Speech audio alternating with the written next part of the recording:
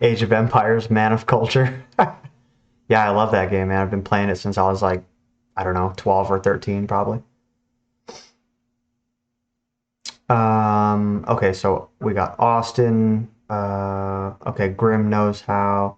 Story right. So I think we have like 5 or 6 people that don't know how to read them, or maybe they're just not very good at it. So I'm gonna I'm gonna go over it because I think it's helpful. I think it's important, and I think it is beneficial in the way that you look at your investing to know either where the market's at, maybe where your personal trades are standing, things like that. So I think we've got enough people in here to where I can get started. So I'm going to jump over to my trading view. So this is, even if I zoom out a little further, but I don't want to get too far zoomed out. So let me just keep it simple. So this chart is a monthly view of the S&P 500. So the ticker symbol is up here, SPX. So if you click there and you type SPX, it's going to show S&P 500, and over here it's going to show index, and then whatever the SP is, S&P indices. So this is S&P Global. It's their index for tracking the S&P 500. So this is the chart that I'm using, and I'm just going to go over. Actually, I could make it a little simpler by going to the 1 day. Let me get rid of that real quick. Okay, so this is what's known as a candlestick chart, and this chart shows you the price action or the price movement of a particular ticker symbol over a given period. This chart being a daily chart. So if you go here, it shows 1 day, which means each candlestick is 1 day of price activity for the ticker. So let me zoom in to make it a little bit easier to understand. And somebody did post here. Yeah, so here, these are candlesticks, and this is kind of how they work. So you have the open, the close, the high, and the low of any given day. So a green candlestick would mean the price opened at a given price, and at the end of the day it closed at a higher price. That would create a green candlestick. And a red candlestick meaning the market opened at a certain price and it closed at a lower price. And these what are called tails and wicks. So this would be a tail if it's underneath the candlestick, and this is a wick if it's on top of the candlestick. These would tell you where the price went at a certain point of the day, but it didn't close there. Same down here. So if the price opened here, it came all the way down here, but it ended up closing here. So let me go to the chart. So, and then you have your little crosshairs here, which actually really help. So this is Friday, March 1st of 2024. So the white, you can make your candlesticks any color you want. In fact, let me make them green to keep it simple for everybody. Okay, so if it's a green candlestick, it means that the open was lower than the close, and then vice versa on the red candles. If you have a red candlesticks, it means that the open was higher than the close. So Friday we opened here, and at the top of the chart, if you look up here, you have your open, your high, your low, and your close. Okay, so if you put the crosshairs on a particular candle, you can then come over and look what the open was, 5,098. The high was 5,140. The low was 5,094, and actually closed at 5,138. So if I look at the open, 5,098 and 51 cents, that's right here at the bottom of the candlestick.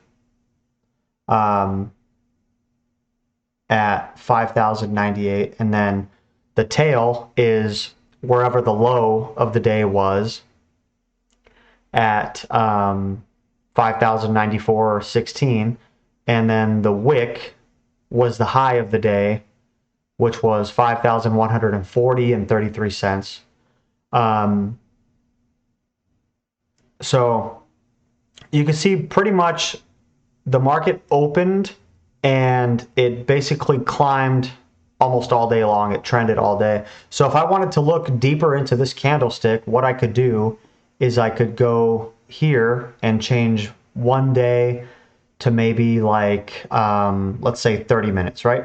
And then these are 30-minute candlesticks, and these tell me each 30-minute period of Friday's price action.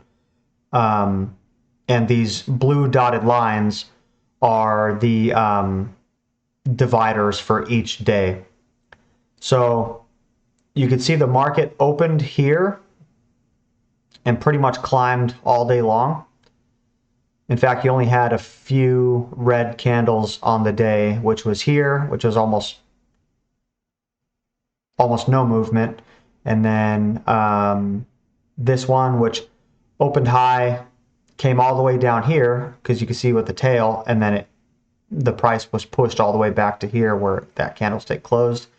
And then this one, it opened here, barely moved, and then closed right below where it opened. So this is a trending day. If you put a moving average on this, it's going to be very linear. So you can see the moving average for the day was almost straight up, basically. So that was kind of an easy money day for people that are trend followers, that day trade on maybe moving averages or whatever. But just to keep it simple. Eric, Yeah. I just had a super quick question. Okay. So I asked in the chat about trading another fund because it's cheaper, but it's an index fund. It's SPYG.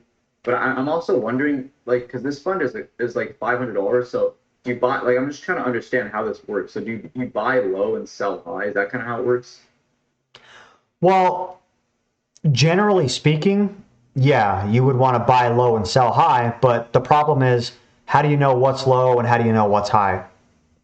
That's where developing your own trading system is going to come into play, because the low is subjective. It depends on what your system is, what your entries look like, what your exits look like, blah, blah, blah. To keep it simple, let's go back to the daily chart, because this is something that's almost the easiest thing to understand. So I think everybody probably by now knows, if they spent enough time in this Discord, they would know that a lot of people use the 200-day moving average. Okay, so this is a simple moving average, SMA. The length, I put 200 in there. Okay, that's pretty much all you need to know. And then so that line is going to be illustrated on the chart. It's going to be by this orange line. And again, you can use any indicators you want, but this is what I use. If I close it, this is where you're going to find it. So let's say you open the chart and you want to plot a 200-day moving average. You're going to go up here to indicators, open it up. In the search, you're going to type in moving average, right?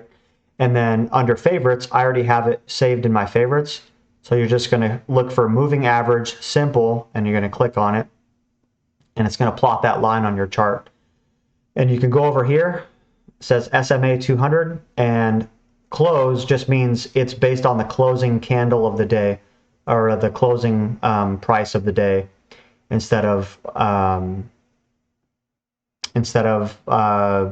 the time that the 200-day moving average is triggered, right? So you want to use the closing price of the day to determine what your moving average is.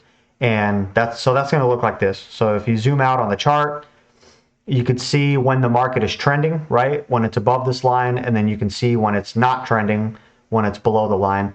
It could trend below the line, like here in 2022. Obviously, it was kind of respecting the line, especially there, these two times. This time, not so much, right? And then, so this is what's called whipsawing, when it's closing above, then it's closing below, and it's closing back above again. And that's just the nature of the market. The market trends only about 15 to 25% of the time, depending on who you read or what literature you look at. But generally over a long period of time, the market is going to trend.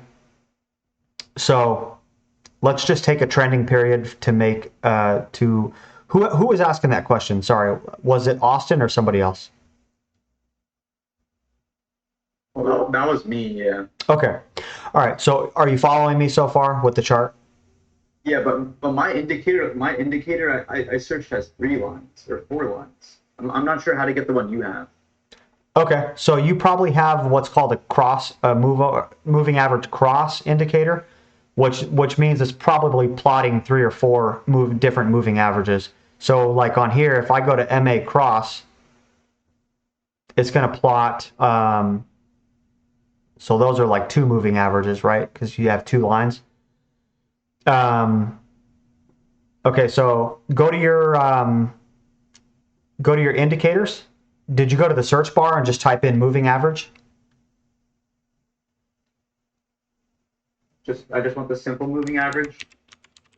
So go here and type in moving average. Don't worry about simple. It should say moving. It should say moving average simple. So simple should be at the end.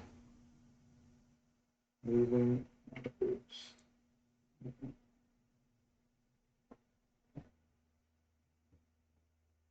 Oh, there we go. Oh, perfect. I got 1 line. Okay, sweet. Mine just grew, but it's working. Okay, cool. All right. So to answer your question, how buy low, sell high?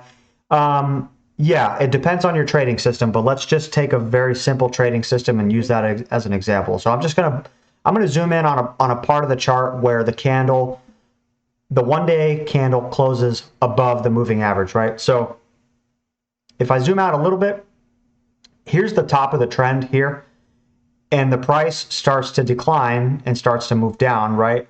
And it closes here on this day below the 200-day moving average. In fact, let me take this because this might be a little easier for me. Oh, that's why. So I want the length at 200. Yeah, you want to put your length at 200. Oh. Just for simplicity. The source is just closed. Say it again. Is the source just closed? Yeah, the source is going to be closed. So if you go to the source and you hit your drop down arrow, it's going to give you the open, the high, the low, and the close. And then you got all these here, but this, I don't even mess with this. I don't even know what this is. They're probably averages and stuff like that. So close means the closing price of the day, right? It's going to use the close of the day to determine what the moving average is. That's what I go off of because that's how I trade, and that's how Composer trades as well. It's based on, well, the price near the close, like around 10 minutes at the close. So if I look down here, there's a sell order here because the price closed below the 200-day moving average. Okay, so here, this candlestick closes above the 200-day moving average. This would be considered buying low, relatively speaking, because relative to the 200-day moving average, it's very close to it, and the trend is up. If you look at the previous data, this 200-day moving average is moving up, right? And then you had a pullback where it closed below and then now it's closing above the 200-day. So this would be considered buying low based on the strategy that I'm using. The strategy is just buying the price when it closes above the 200-day moving average. So like if I use my replay bar, for example, and I go back, the price is here. It's moving, it hasn't. So there, it just closes above the 200-day, so I would buy.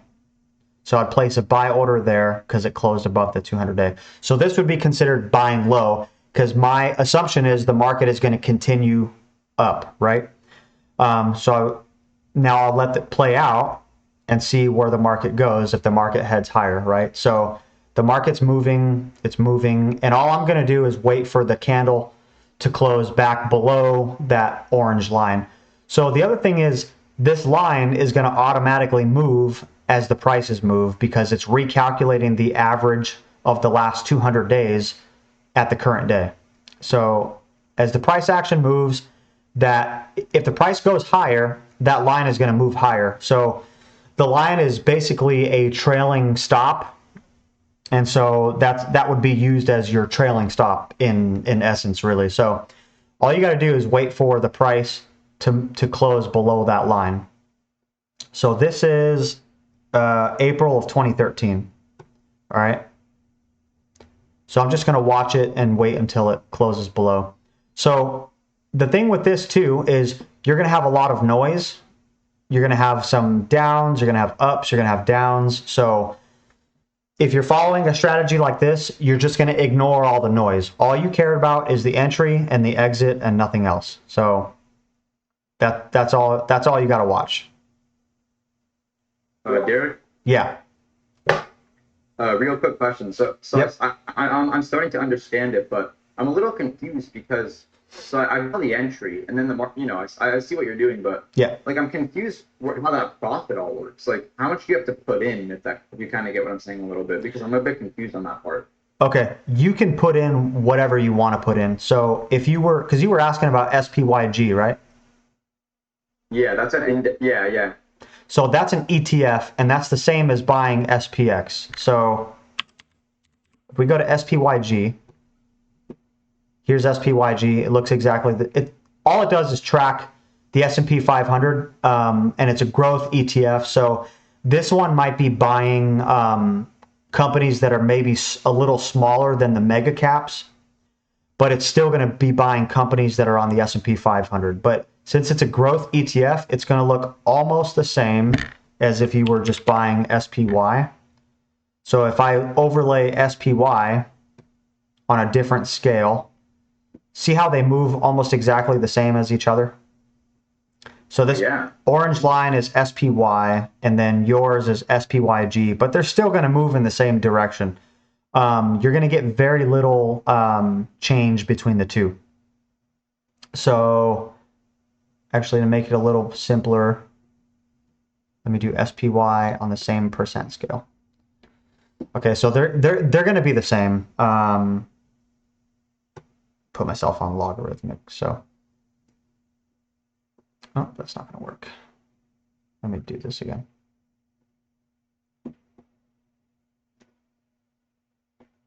And then another quick question I had is, so the broker I use is Schwab, and they merged with TD Ameritrade. Can I use Thinkorswim to trade while using TradingView? Yeah, but you would have to be trading on Thinkorswim. I don't think you can link. You can't link your Thinkorswim with TradingView if that's what you're wondering. But Thinkorswim is the same concept. You still have a chart in Thinkorswim, and then you have indicators in there. So you can open your indicators in Thinkorswim and plot a 200-day moving average on there. Does that make sense?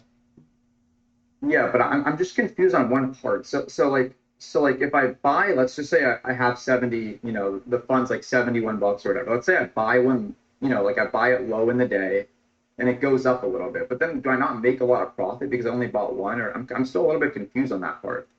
Well, you wouldn't be with 70. Let's say you have $71. You wouldn't be. Are you talking about buying and selling in the same day? Yeah, like you showed earlier.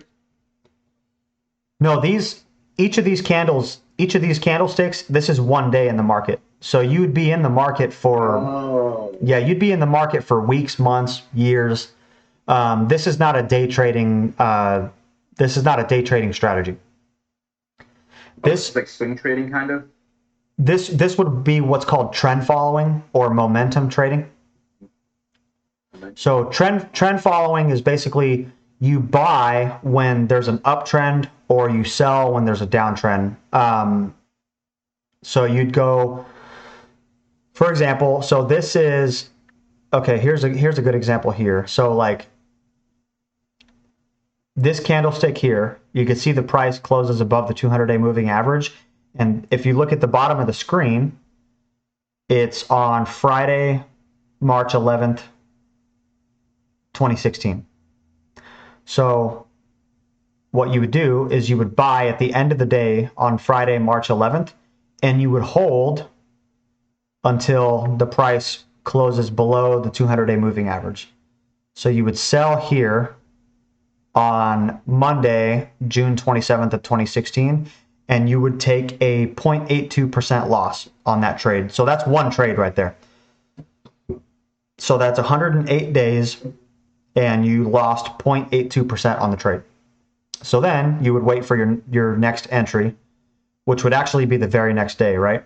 So 28th of June, 2016, you would put a position on right there, and then you would hold until, I don't know, I have to zoom out because obviously, look, this started a new uptrend and you actually caught a very nice uptrend and you sold all the way here. So let me, I'm going to try to track that. It's kind of hard because the chart is so zoomed out, but let's just try to get it. So basically you bought on the 28th of June, 2016, and you would hold that position all the way until, I think it's right there. And then you would sell right there on the 11th of October of 2018. So you actually held on to this trade for like over 2 years. So this is 835 days. So 835 days, and it's a 48.64% profit on that one trade. So let's say your account was $71, right? You had $71. You can buy $71 worth of SPYG, and your 71, geez, why is that so freaking big? So it's a 48.64% profit. So you take your $71 and you add 48, I think it's 0.64% to that $71. So you would have made $34 on your trade. So you would have came out with 105 bucks. So that would be one trade. So this would be an example of buying low and selling high. Does that make sense? Yeah, it does. So we're not looking at like 3-minute increments. We're looking at the days. Yeah, you're looking at days. If you want to be a day trader, then yeah, you would be looking at 30 seconds, a minute, 5 minutes. You would open it. I like this. I like this. Yeah, this is not, this is just an example, but this is still trading, but this is on a very long time frame. And most of the world's traders trade this way. They don't trade on the 1 minute intervals and all that stuff. Could you trade on 1 minute intervals? Yes, you could. The problem is you're going to be making lots and lots of trades, and you're going to be paying commissions, and your profits have to be large enough to offset your commissions and offset your losses as well. So it's going to be very hard to be profitable trading on a 1 minute time frame, a 5 minute time frame, blah, blah, blah, blah, blah. You're going to get whipsawed way more often on the 1 minute, 5 minute, 10 minute time frames than you would on the daily time frames or the monthly time frames. So that's a daily chart right there. So you can see when the market trends, it trends very well. And when it doesn't trend, it trends very poorly. So for example, here, right? This is what's called whipsawing. In other words, the market's closing below the line, then it's closing above the line, then it's closing below the line again, above the line, below the line, above the line, below the line. So this is what's called whipsawing. So most of the time, the market is going to do things like this, or even things like this. Okay, so if I actually test this strategy out, this is what it's going to look like. So you have a 200-day moving average here, and this would be your equity curve over the period of making trades based on the 200-day moving average. So your average trade is you are making about 3% on the trade. Your max drawdown is 53%. And 26% of the time, you're profitable. So in other words, the other 74% is you're losing money on the trades, but your equity curve is still going up, right? And all you're doing is buying and selling based on the 200-day moving average. In fact, if I put in SPY, you'll get a lot longer of a back test. And even then, 22% of the time, your trades are profitable.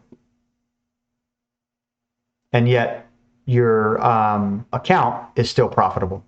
So let me make sure everything, okay, yeah, so all that's, so this is what I mean when I say the market only trends about 15 to 20% of the time. And if you can look at your performance summary, you're still in profit.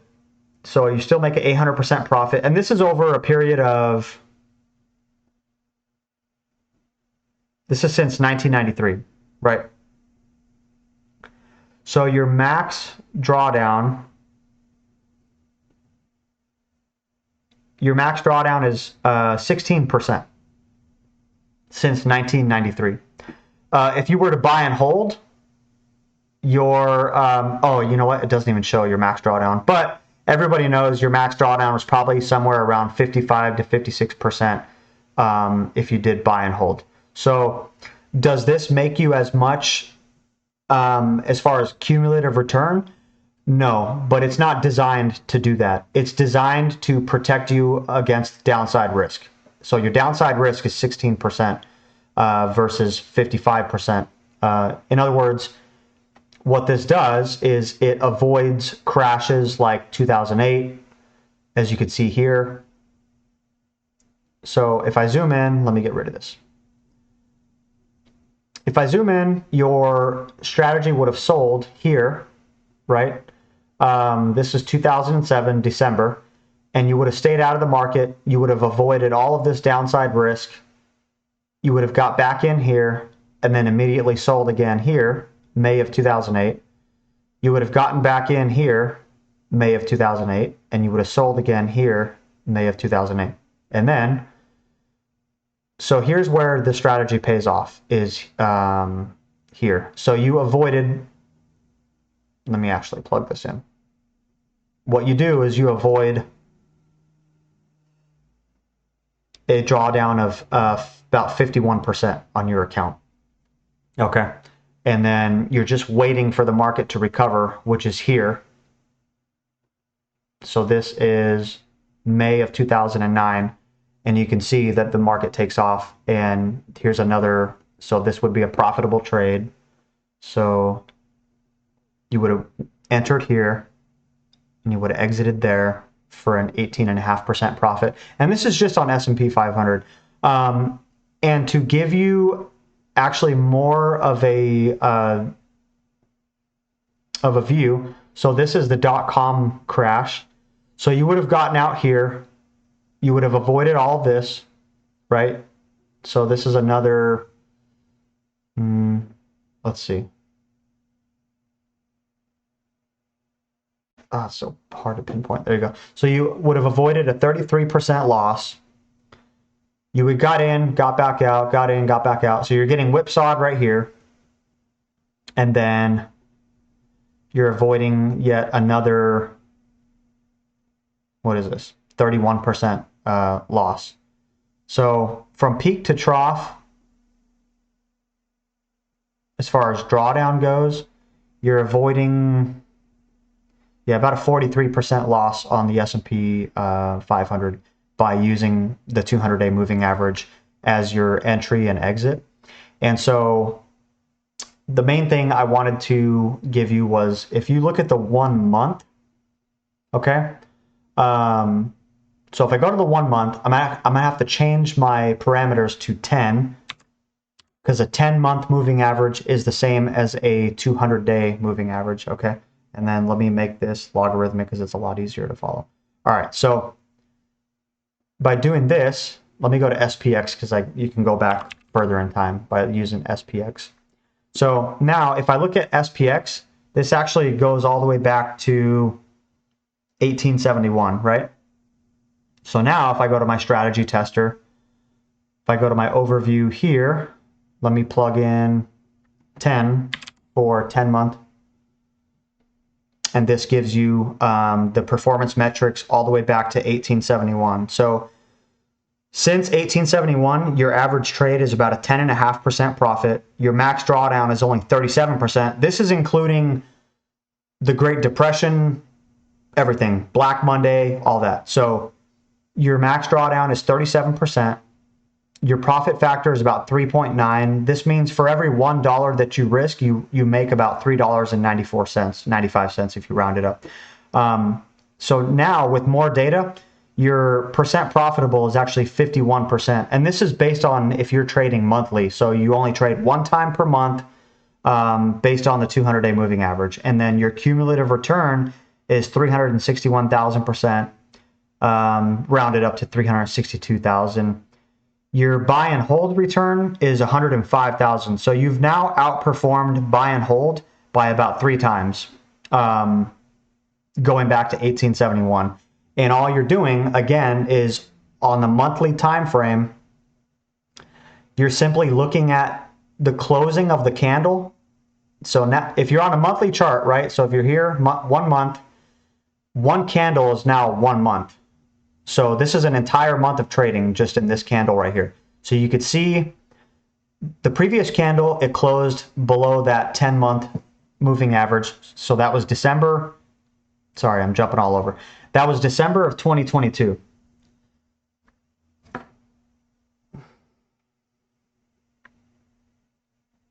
Sorry. Okay, so that was December 2022. And then the very next month, January of 2023, you can see it opens here, and then the market moves rapidly in a bullish direction. And on the last day of the month, the market closes pretty far above that that 10-month moving average. So now you would enter. So you would get back into the market here, and you would the close of the next month, which was February. The market closed here, but it's still above that 200-day moving average. So you would stay in the trade, and you would just watch the market every month. So you come down here, comes down here, actually comes all the way down here in October of 2023, and you would actually exit in October of 2023. And you're still profitable, but not by much, 2.8%, big whoop. So then, of course, November takes off, and the market now closes above that 200-day moving average. So you'd get back in, and that takes us to today, where we just entered March. So if you look at February, February closed far above that 200-day moving average. So you would stay in, and that brings you to today, where you're sitting at a 12.46% profit. So the market is far above the 200-day, which it's just, the market is just screaming. Every candle is green, and the candles are very tall. So is the market oversold, or I'm sorry, overbought? Yeah, it's overbought. But if you're a trend follower, you don't really care about if the market's overbought or oversold. You're just following the trend, and the trend is obviously up, which is indicated by this orange line, and so you stay in the trade. And that's it. That's all there is to that strategy. And obviously back to 1871, I believe, maybe 1872. The very first trade was made in February of 1872. So you could see that trade made 1.4%. The next trade lost 1.3. The next trade lost 0.2. Next trade, you lose 4%. You lose 7.5% on the next trade, and then you make 81% on a trade in October of 1877. So trend following is meant to capture the big swings in the market, and that's why you see these 81% moves, and then you see these small losses. So a loss for 6%, a gain for 25%, a loss for 3%, no gain or loss, a gain of 2.8, a loss of 1.08, a loss of 1.5, loss of 2.2, gain of 7%, a gain of 18%. You get the picture. So Anyway, this is, it will help to learn how the candlesticks work, because then you can start to notice patterns. You'll start to notice trends. You'll start to notice sideways markets. So for example, like 2018 to, you could say all the way to 2020, right? If you're looking at a monthly chart, all this price action right here is basically sideways price action in terms of a macro market trend. And it's not until May of 2020 that you see the market start to take off again, to where you would make, a sizable profit in your trend following right there. So basically you would enter the market in May of 2020 after the COVID collapse, and you would get out of the market again in February of 2022 for a 43% gain before the market lost, let's say top to bottom, lost about 20% in terms of the S&P 500. So that's what this strategy is designed to do. And obviously you can see from the back testing, the equity curve is steadily rising. It's hard to tell here because it's not a logarithmic chart. It's just, well, I don't even know what you call it, but it's not logarithmic, put it that way. It's just, it's linear. So if I actually start the back testing, let's go on the 70, what's the 73rd trade? So if I start the back testing up into the 73rd trade, which was in 1982. So if I start the calendar here, go here, 1982, and I'll just go to December 31st, and then I generate. It's still a linear progression, right? So it's not that the chart is flat, it's just the equity has grown so much over the years that it makes the early trades look like they're not profitable, when in reality they are. Even if you test this through, let's just say, the Great Depression. So 1920, well, I'll go like 1933. Oops.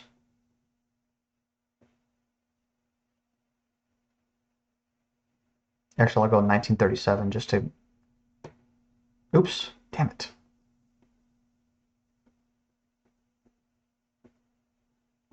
Okay, December 31st.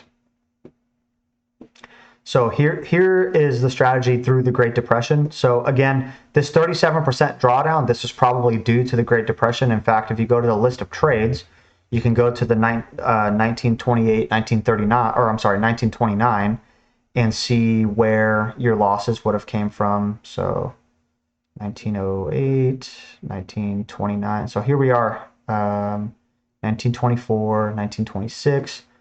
I mean, look at in 1926, a 99% gain on one trade. That's pretty impressive. So here you are in 1932. So basically, right after 1929, you would have entered the market in 1932. In other words, you avoided the entire Great Depression, or the crash of 1929, I should say, not the Great Depression. The Great Depression comes afterwards, but you take a 21% loss, which is the crash of 29. So this is around 1932. So let's go there on the chart because it'll be interesting to look at. Okay. So here's your crash of 29 here. So you can see you get out of the market October of 1929 and you avoid all of this all the way to the bottom. So by using this entry and exit, you avoid an 81% loss on your account by simply getting out of the market around that 200-day moving average. And then you can see where the big losses come from. You enter the market here, you get out down here, you enter again the next month, you get out 2 months later. and the market's basically whipsawing. It's trying to find its footing, and then after the crash of 29, you have a recovery, and so the market takes off again, and then obviously you have these other crashes in here. So, but yeah, I don't want to ramble too much on this entry and exit. But does this make sense? Do you have any questions about how the candlesticks work? I don't even know if he's here anymore. Austin. Oh, he said, I have to work soon, need to go, but I will come back for more help. Thank you very much. Okay, cool. Anybody have any questions on that before I move forward? That was at 113. Okay, cool. All right, so Tom, all good. All right, cool. Let's see. So yeah, that was the candlesticks. That's the. Let me get out of here.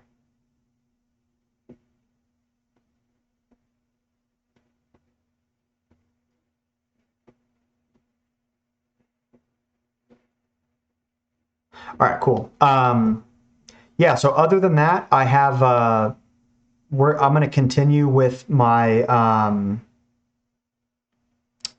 Mark Douglas. I see the last point we left off was about 38 minutes into the video, so that's where I'm going to pick up at, and then we'll end the call after this because I don't want to drag it on too long. Let me go up here. Actually, let me mute my mic before I forget. There we go. So this is where we left off from last week. Go ahead. Yeah, I will now, but the whole rest of the time is going to be pretty much elaborating on it. But when I say be comfortable, you say be comfortable. I say that you accept the risk at such a core level of your trading personality, of your trading belief system, that there is no other part of your mental environment that would argue for anything different. In other words, what I mean is that when you've accepted that I can put this trade on, I do not know what the outcome is going to be. I don't care what the outcome is going to be because I've adopted a series of trades perspective, meaning that I don't know. Basically, what am I expecting? I'm expecting wins and losses over a series of trades, and I don't know the sequence of wins and losses. But I do know that my edge in the past has produced, let's say, a 60% win-loss ratio or a 70% win-loss ratio. Again, I don't know what the sequence to wins and losses are, and I don't care. I just need to execute properly. And when I get to the point where I really have accepted these principles, accepted them at the very core of my being, I will be able to do this without fear. I'm going to show you how to do it tomorrow. But what I'm saying is that this is where we're getting to. We're getting to the point where if you're going to do this right, you gotta transcend your fears. And to transcend your fears, you're going to have to learn how to think differently. It's that simple. If you're not willing to learn how to think differently, you might as well walk out of the room now. It's not going to happen for you. It really isn't. Go ahead. And there's enough back case of people who have been in this business for years, who have lost one or more fortunes, until they get to the point where they come to the realization that, you know what, my life strategies don't work in this business. Why do you think there's this theme in all really good traders, this theme that most of them have lost one or more fortunes before they finally broke through the threshold of being able to create consistent results? Because that's what it took. It took losing all that money to break down the resistance of their dysfunctional beliefs about the nature of this business or their erroneous assumptions about what this is about. And most of the erroneous assumptions have to do with analysis, which is normal, because when you think about the way we define analysis in our normal everyday life, if I step into and engage in an analytical process, and I really believe that process has validity, then when I come to a conclusion, I should think that I'm going to get the outcome I expect. Wrong in trading. That's not the case. You don't open up a trading account at a brokerage firm and they tell you that, you know what, whatever you think, the way you define analysis doesn't work here. Does not work. You're only using analysis to get an edge. And an edge is a higher probability of one thing happening over another. And if there's no way to assure myself that this trade I'm going to get into is a winner, I'm guessing. I'm guessing it's gamble. They tell you that? Anybody ever tell you that? John? Yep. Okay, John. John's a good guy. Okay, I'm sorry.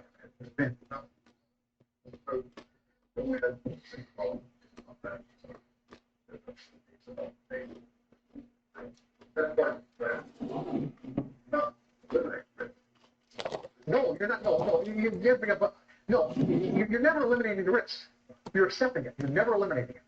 There's nothing. Just you have to get to the point where you're just, and like I said, there's no question in your mind that the risk always exists.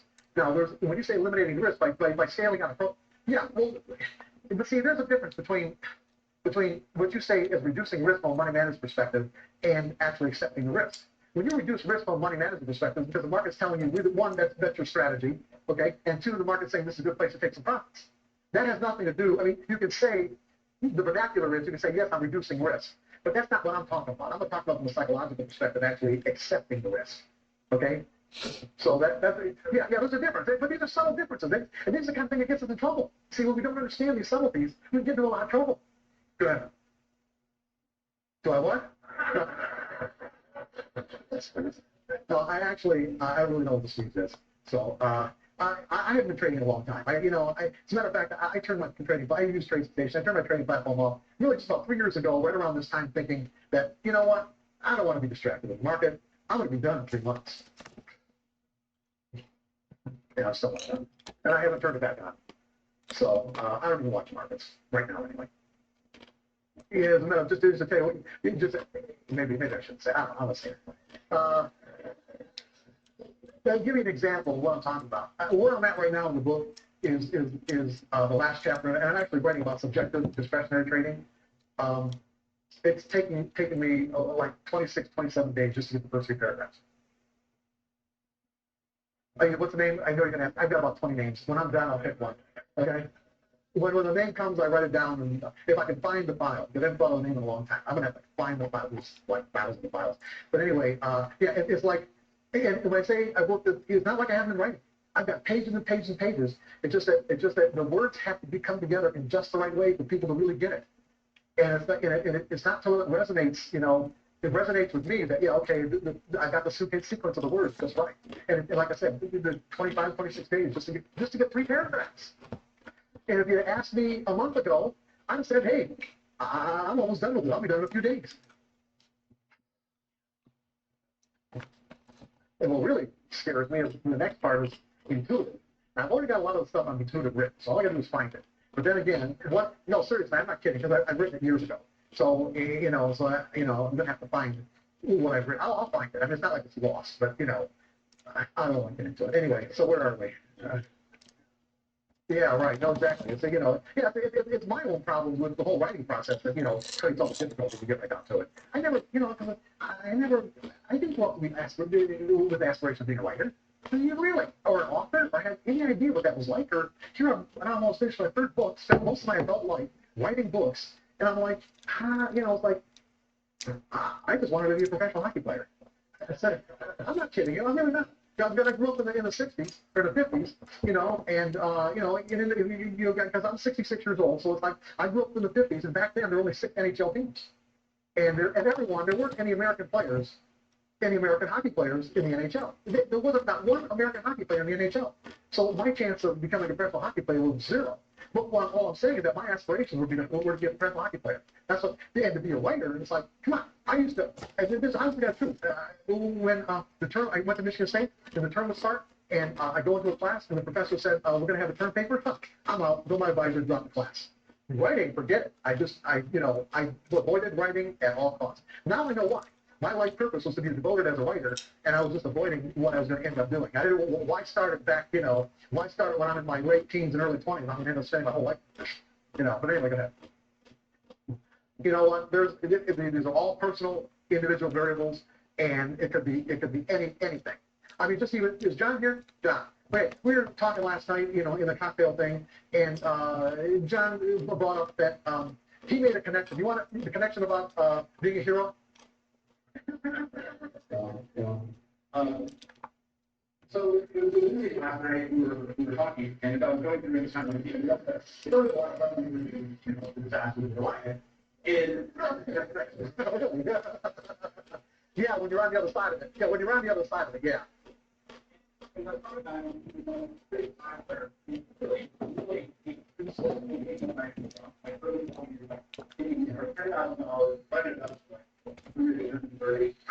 talked about before, right? In one smart thing, right? I was getting $30,000 in real estate. Then the logical explanation in my mind was, well, this is 10, so now we're going to here. I mean, something like that. And the one time I did that, like 6 years later, I don't really know. And then it's like, okay, so I, took it off. By a year and a half later, I back up like, they get it in one start date, took that down, back to the definitely real estate, the down to the question, went out. And then, all right, so obviously the marketing company, so now, I did it from January, and now, I'm working and with school, and so now, we go from 100 to 1 million.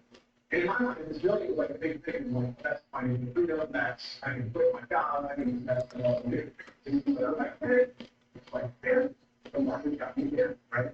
And so, what time was the, I really told you like a big time trading account, $140,000. I was really using it kind of as a job, $3,000 a year if I could live. I wanted to do that, and we lived in Minnesota, January, with the job transfer, somebody wanted to do it, and she said, look, you're right, Paul, we don't have to do it. I probably pulled that side, like, you don't get any launch. Okay, so I found a house, $30,000, and I had to figure out how to do it. I really had this in my mind about, I really want to trade it. There's only used by $30,000, and I don't think that was the trades. And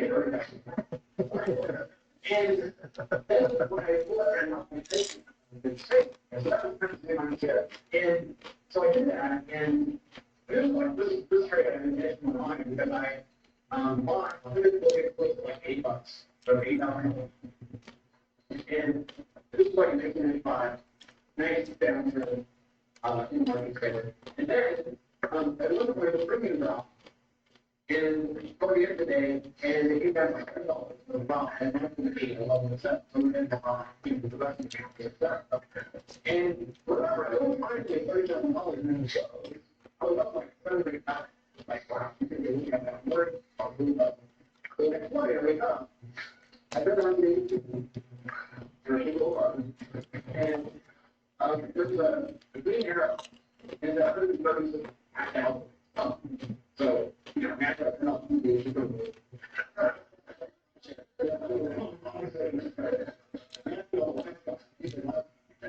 put that on balance. Just down there. That's one thing that I don't know.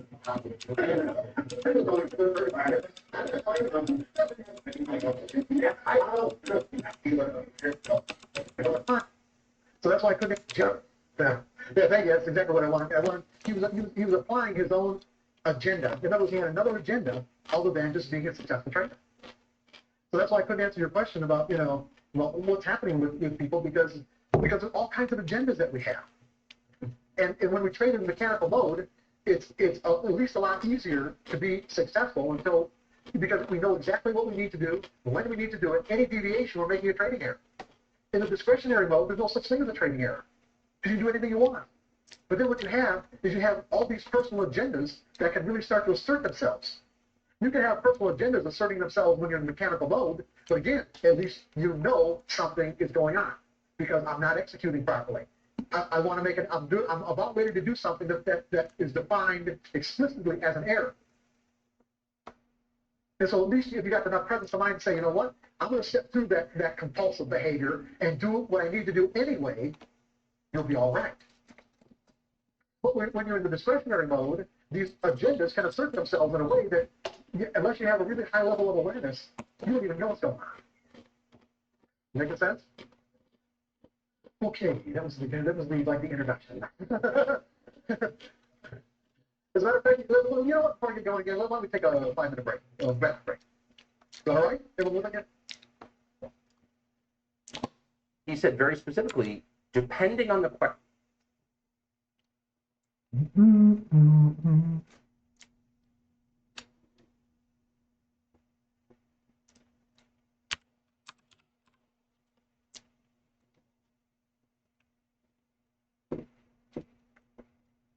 Oops.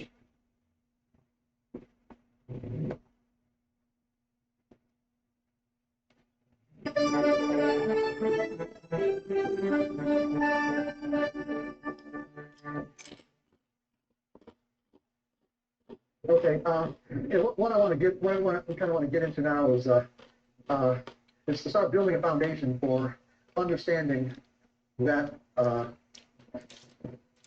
not only do we not know what's going to happen next, there's no way to know. Literally, there's no way to know. It doesn't seem the industry isn't set up that way. The industry is not set up that way to allow you to think that there's no way to know. But I'm going to prove to you that there isn't. There is no way to know. And the problem, and the thing is, when you really grasp why you can't know, then you won't think that there's some way to eliminate or reduce the risk. Because if I go into a trade, if I, for example, if I do my analysis, I go and I step into this analytical process, and I come to a conclusion. My analysis makes a prediction. I put on a trade. The trade works. Is it not going to be natural for me to think that the market is moving in my favor for the same reasons I put on the trade? For the basic screen-based trader like we are, okay? Just not talking professionals, I'm not talking fund managers or whatever. For the typical screen-based trader, that is almost never the case. There's almost never a relationship between the reason why you put on the trade and why the market went in your favor.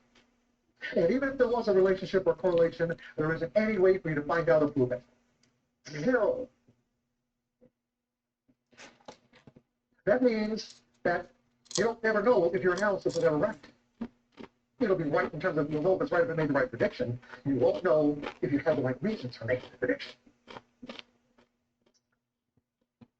And if you don't know that you have the right reasons, then there's really nothing to be right or wrong about. So one of the primary fears of trading is I'm afraid of being wrong. Hello, there's nothing to be wrong about because you don't ever know if you're ever right. See, when you start understanding the nature of this business, the way it really works, you'll start shifting your perspective and say, you know what, there's nothing to be afraid of here. I can't prove if the reason why the market moved in my favor was the same reason why I put on the trade. And see, the problem is, as soon as I think that I know the reasons why the market moved in my favor, I will just naturally assume I can duplicate the process. It'll seem as if I'm in this winning trade.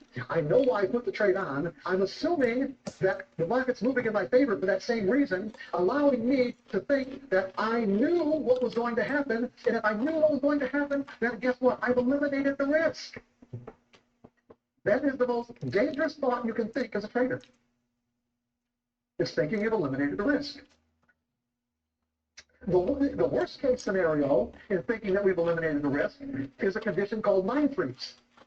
Does everybody know what I mean by mind freeze? You think you know what's going to happen. You've got 3 or 4 winning trades in a row. And it's like, hey, I get the next signal. I got this. I got the market by the balls. Okay, I'm going to load up on this one. So instead of being, 100 share trader, you move to 1,000 shares or 5,000 shares or 10,000 shares or whatever. So as you make this money management error, in other words, you are now stepping into the realm of trading far more than what your account size would say is prudent. All the market has to do is go against you just a little bit, And because we're so, in other words, our level of commitment based on our trade size would be corresponding or correlated to how convinced we are that the market's going to go in our favor. So that just that little bit against us, and we go into a state of mind freeze. In other words, our expectations of what's going to happen are so far away from the reality of the situation that our minds cannot process the experience appropriately. It shuts down. And as a result, we sit there and watch the market take our money away as the market moves against our position, until like an innate sense of self-preservation kicks in. But that level is different for everybody. That level of self-preservation, where our minds kick in, that self-preservation, but where it kicks in is going to be different for everybody. And we just like snap out of it and get out of the trade. Or like to say, we're losing $1 more. Losing $1 more is 1 degree more painful than admitting that we're wrong. Okay? In other words, everyone has life experiences, memories that fall into a general category of what it means to be wrong. Like this is these would be negatively charged beliefs. All the ways that we can be wrong in our lives. That if we have experiences that tap us into this pain, we will experience it. all the beliefs and all the experiences that we have that go into our memories, just in a general category of what it means to lose. This is all negatively charged, painful, emotional energy. When the market, when the market takes away, when it's more, in other words, it is more painful to lose one more dollar than it is to admit that we're wrong, is when we'll get out of that trade. This is not a good way to trade, people. This is not gonna assure you of success. Again, like I said a little earlier, we have to trust ourselves. We cannot be. Most people never recover. The traders that I work with, I would say that for the most part, most people never recover from it. They can if they really want to work at it. I'm not saying they can't recover from it. I'm saying that they don't want to do the work. They don't want to process. They don't want to go step into the process of what it requires to do the work to recover from a mind freeze experience. I'm not saying they don't keep on trading, but they're so damaged that, you know, because mostly when people experience a mind freeze experience, without understanding the underlying dynamics of what caused it and what caused that pain, what do you think they think their way out of it is? What do you think? How do you think they're going to compensate for it? More analysis. And then, of course, the more analysis, the more possibility of analysis paralysis. And the next thing you know, people spend years, you know, learning how to read the market. They become absolutely excellent analysts. They really do. And they can't put on trade because there's too many variables to consider. And one of those variables that I might have overlooked is the one that's going to cause me to lose. And so therefore, I can't get past the fear and put on trade. So. Okay, so what we're going to do is, I wanted to do is basically give you some, this is sort of a little bit of an evolution of how I came to the point where I recognize that, you know, we don't know what's going to happen next, and the risk always exists. And these are some of the things, like, you know, these experiences that initially happened in my life that I really kind of just, you know, that I took for granted. That, you know, I don't, you know, that you really don't need to know. And not only that, there's no way to know. When you understand order flow, there's no way to know. Well, maybe I should give you order flow first. We'll see. Let's just try this. Okay, how do prices move? Prices move is function of simply an imbalance between a buy and sell orders flowing into the pit or flowing into the exchange. It's that simple. When there's an imbalance between the number of buy orders flowing into the exchange and the number of sell orders that flow into the exchange. So, for example, if we have 10, 11, 12, 9, 8, 7, and the last price is 9. What we have traders who are bidding at 8 and offering at 10. Now you really have to there's a couple of things to take into consideration. One, there is as speculators. It's interesting how we know that we're speculating on price movement, and yet do not think of ourselves as gambling, and yet we will think of ourselves as speculators, but we're speculators who don't gamble. Okay, we're speculating, but we don't gamble. Okay. Anyway, what we have is a situation where we need price movement to make money. The price has to move for us to make money. It's that simple. Whereas, for example, there are several market participants who don't want the price to move. These are people who use the markets for legitimate commercial purposes. These are your hedgers. These are people who are naturally long or naturally short, whatever it is that they do for a living. So, for example, if I'm a farmer, and I'm planting my corn in the spring, anticipating harvesting it in the fall, think about this, the moment I decide to plant my corn and how many acres I'm going to plant and what I anticipate my yield to be for those acres, I am long corn. I am long the corn market. All I did was decide to plant the corn, I become long the corn market. Why? Because whatever price fluctuation occurs between the moment I decided and the moment I harvest my crop is going to determine how much money I get. So if I get a million bushels or 100,000 bushels, whatever the price of corn is when I harvest it is what my income is going to be. So as a farmer, I'm thinking, okay, my cost of production is X number of dollars per bushel. The price of corn, let's say the price of corn is at $7 a bushel right now in April. I don't know what it's going to be in October or November. I have the slightest idea what it's going to be. I'd like it to be $10 a bushel or $9 a bushel, but I don't know. And what I say, the $8 a bushel start out with, and let's say $8 a bushel, you know what? And my cost of production is, let's say $5 a bushel. Will I be satisfied with a $3 a bushel profit? Yeah, I think I would. So what am I going to do? I'm going to go into the futures market and sell the equivalent amount of futures contracts. I'm selling my crop in advance. So if I'm anticipating, let's say 100,000 bushels, and one futures contract is 5,000 bushels, What am I going to do? I'm going to sell 20 contracts. If I think I'm going to get a million bushels, what am I going to do? I'm going to sell 200 contracts. And what I have done is I've locked in my price at $8 a bushel. If my price is $8 a bushel, I locked it in at $8. My cost of production is my cost of production is $5. That means I've locked in my profit at $3 a bushel, no matter what the price is in October. But in essence, it doesn't matter what the price is in October because I've got my price already. So the price can change as much as it wants. But what a lot of speculators, people who don't understand the markets don't realize is that when hedgers enter a market, in other words, what I'm going to show you is that it's an imbalance between the number of buy orders and sell orders that flow into the pit to determine whether the price moves up or down. And because we might only be trading, 5 or 10 mini S&Ps, or even as big traders who might get into, in terms of shares of stock, might get a pretty significant amount of shares. People don't realize is that there are commercial and institutional entities that can put on orders, massive orders, that can affect the price, affect the imbalance between the buys and the number of sells coming into the pit, and think that they're taking risks that they can't. Nobody would do that because it's too risky to do it. Wrong. It's not risky. They're eliminating the risk. They're putting in orders that can have a huge impact on the price, and they're eliminating the risk because they're already naturally long or short. Okay, you sort of with me on this?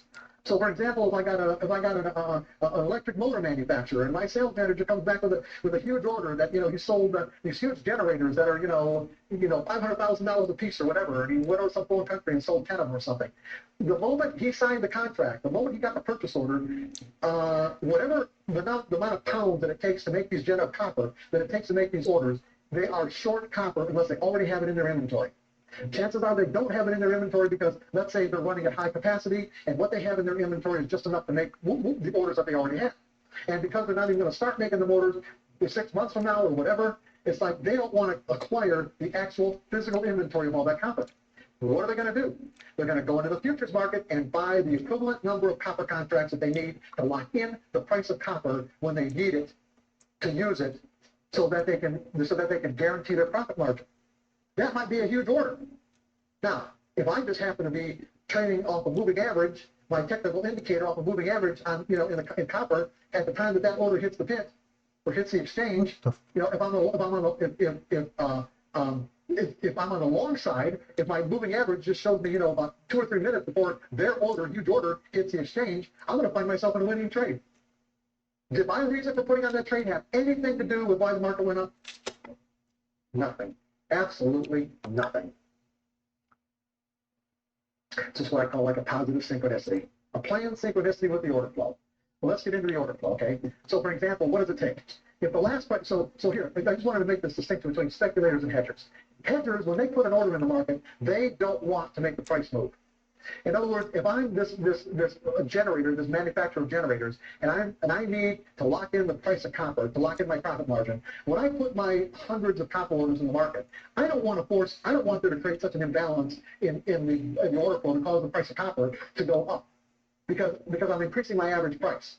What I want to do is do it in a way that doesn't create price movement, so that I maintain, my average price, or I maintain a good average price. Because what happens is this, is that what you have is that for us as speculators to make money, there's only 2 ways to make money. That's it. Everyone's trying to do the same thing. Everyone has to buy low and sell high, or sell high and buy low. There's no other way to do it. There's absolutely no other way to do it.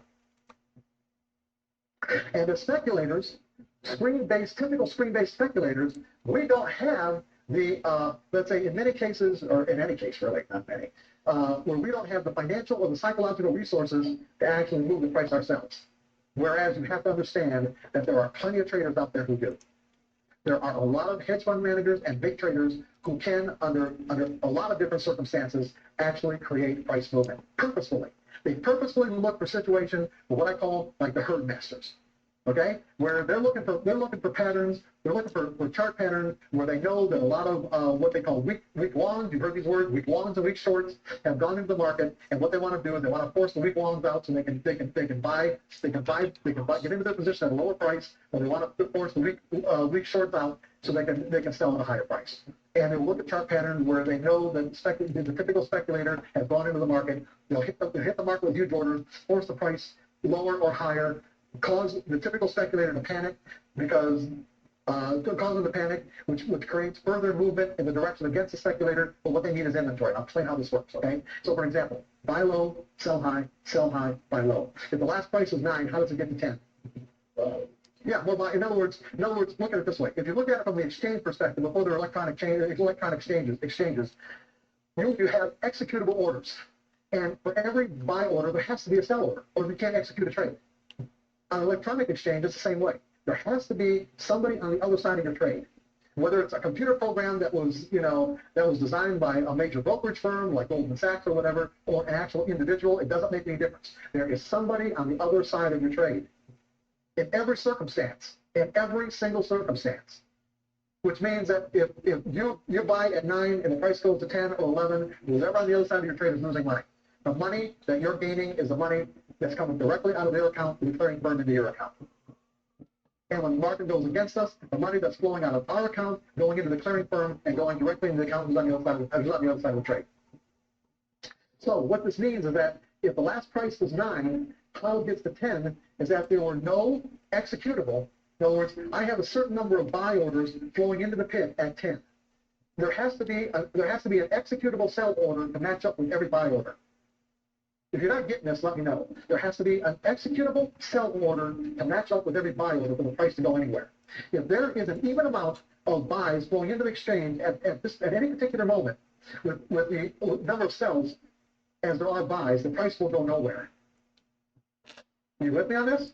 If there's an even number of buys and an even number of sells, executable buys and sells at this price, the price goes nowhere. It doesn't go up to 10 until there aren't enough sell orders at 9 to fill the number of buy orders that people want to buy, or the number of contracts or shares or whatever available on the buy side. And then the electronic exchange, what it'll do is it'll move the price up to 10 to find sell orders. To find executable sell orders. And if there aren't enough executable sell orders to match the buy inventory flowing into the pit, then it'll move it up to 11. When we're dealing with physical exchanges, people actually did this. In other words, what you had are actual traders in the exchange, in the pits, or whatever, who would actually bid the price up.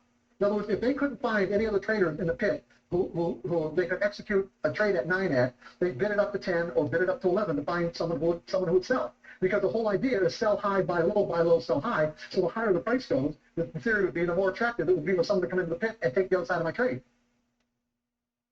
Are you guys with me on this? So what it all boils down to is that price movement is simply an imbalance between the number of buys and number of sells going into the exchange. That's it. That is it. But it has major implications. For example, when I started trading, like I said, in 1978, and I was working in the commercial casualty business. As a matter of fact, I was managing a commercial casualty agency. Just before I moved, pretty much just before I moved to Chicago, I signed a 3-year contract with this agency for $360,000. $100,000 in the first year, and $120,000 in the second, and $140,000 in the third. So I mean, I was kind of financially, I was doing good, especially in my early 30s. And but shortly thereafter, something happened. I also didn't like managing. I didn't really like being in the insurance business, and I certainly didn't like. I thought I liked management. I didn't like management at all. I was a horrible manager, and anyway, just not something. Just not something my brain was into. But in any case, something happened to me where I felt compelled to move to Chicago because I called from like a Shearson broker in the building we were in, and I opened up a commodities. All right, guys, I'm gonna stop it right there, and then same thing with last week. I'll pick up where we left off next week. Let's see.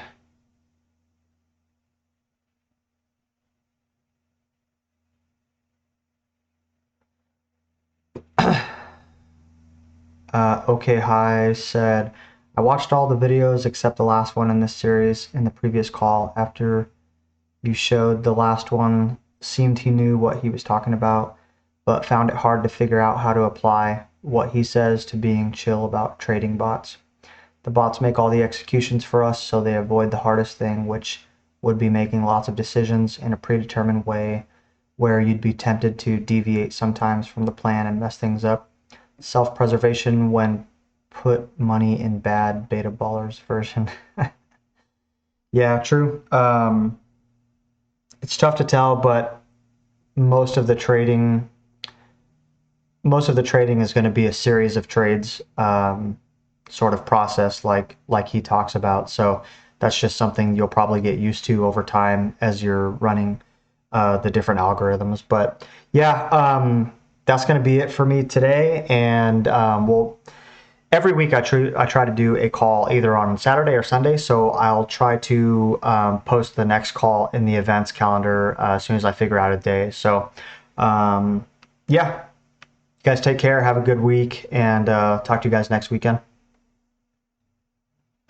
Cool. Thanks, man. Appreciate it. Yeah, thanks a lot, man.